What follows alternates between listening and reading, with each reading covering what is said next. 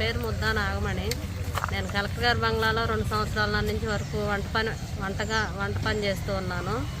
అయితే సార్ మమ్మల్ని శివశంకర్ సార్ మమ్మల్ని ఆబ్కాస్ జాబ్లో రాశారు.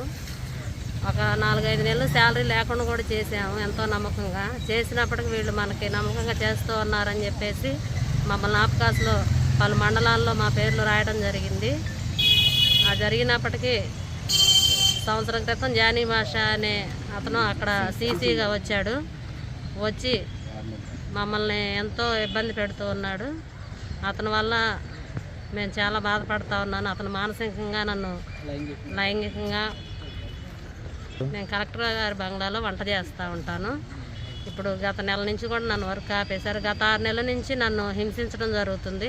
తనకు నచ్చినట్టు ఉండాలని, తనకు టీలు కాఫీలు ఆఫీస్ రూమ్కి తీసుకురమ్మని చెప్పేసి నన్ను ఎంతో ఇబ్బంది పెడుతూ, ఆ టీ కాఫీ ఇచ్చినప్పుడు నా చేయి పట్టుకొని లాగటం అలా ఇలా ఇబ్బందికరంగా చేస్తూ ఉన్నాడు. నీకు రూమ్ బుక్ చేశాను, నువ్వంటే నాకు ఇష్టం అని చెప్పేసి వేధిస్తూ ఉన్నాడు. అయినా ఆయనకు నేను లొంగనందువల్ల మమ్మల్ని ఉద్యోగం నుంచి తొలగించాడు.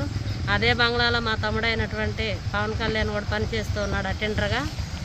చేస్తూ ఉంటే ఆ సార్ అనే మాటలన్నీ నేను తనకు చెప్పాను. తను చెప్పినందువల్ల సార్ని అడిగారు, సీసీ గారిని అడిగితే నాకు నచ్చినట్టు నేను చేస్తానని చెప్పేసి మాట్లాడారు. ఈ విషయం ఇలా జరిగిన విషయం ఎవరికైనా చెప్పారంటే మిమ్మల్ని ఉద్యోగం నుంచి తొలగిస్తాను, మీరు ఉద్యోగం ఎలా చేస్తారో చూస్తాను, మీ ఎంత తేలుస్తానని చెప్పేసి అన్నారు. మీరు నన్ను ఏం చేయలేరు, ఎక్కడికి పోయినా కానీ నాకు సపోర్ట్ ఉందని చెప్పేసి మాట్లాడారు. మేము ఇప్పుడు గత నెల రోజుల నుంచి ఆఫీసుల చుట్టూ తిరుగుతున్నా కానీ వాళ్ళకి అధికారులు కూడా కొంతమంది సపోర్ట్ చేస్తూ ఉన్నారు. డిఆర్ఓ సార్ వాళ్ళందరూ. ఇంకా డిఆర్ఓ సార్కి ఫిర్యాదు చేశాము. సార్ మమ్మల్ని రాతపూర్వకంగా లెటర్ ఇవ్వమన్నారు. ఆ లెటర్ ఇచ్చి కూడా 10 రోజులు అవుతున్నా కానీ ఇంతవరకు మాకు ఏ విషయం కూడా స్పందించలేదు. మమ్మల్ని గత నెల రోజుల నుంచి ఉద్యోగం ఆపేశారు, మాకు వచ్చే శాలరీ కూడా ఆపేశారు. మేము ఎంతో నమ్మకంగా చేస్తున్నప్పటికీ గతంలో కలెక్టర్ శివశంకర్ సార్ కూడా మాకు నమ్మకంగా చేస్తూ వర్క్లో కూడా సిన్సియర్గా చేస్తున్నామని చెప్పేసి మాకు అవార్డు కూడా ఇవ్వడం జరిగింది.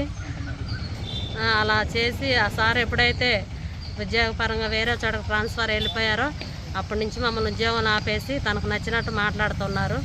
ఇప్పటికైనా మీరు నన్ను నమ్ముకుంటే మీ తమ్ముడికి, ఇంకో శివ అని అతనికి, మీకు ముగ్గురికి నేను పోస్టులు ఇస్తాను, నువ్వు ఇప్పుడైనా ఒప్పుకో, లేట్ అయింది ఏం లేదని చెప్పేసి బెదిరిస్తూ ఉన్నారు.